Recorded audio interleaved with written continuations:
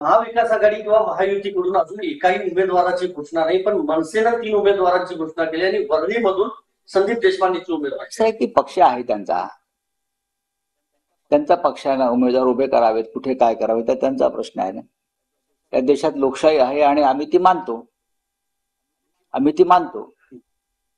आता लोकसभेला त्यांचा पाठिंबा मोदी शहांना होता, महाराष्ट्रद्रोही. आता कोणाला आहे ते पाहावं लागेल. आज सुप्रीम कोर्टात सुनावणी होते सर. आम्ही आशावादी राष्ट्रवादी दरपत्रता प्रकरणी आम्ही आजच्या दिवशी तरी आशावादी आहोत. आज पक्षप्रमुखांचं आमचं आगमन इथे होत आहे. कोर्टामध्ये सुनावणी आहे. विधानसभा जवळजवळ संपायच्या, जे सभागृह आहे अस्तित्वात ते 2 महिन्यांनी भंग होईल.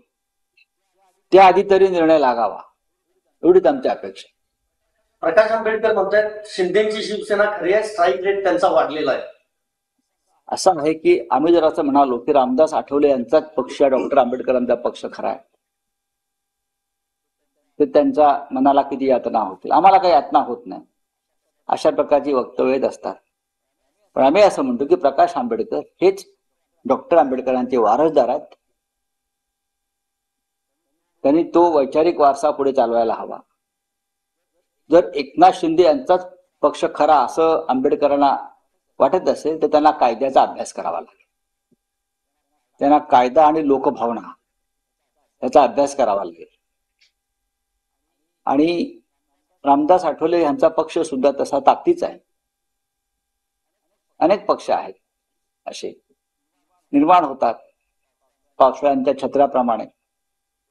कोणीतरी त्याला पाणी घालतं तात्पुरत्या स्वरूपात आणि ते नष्ट होतात.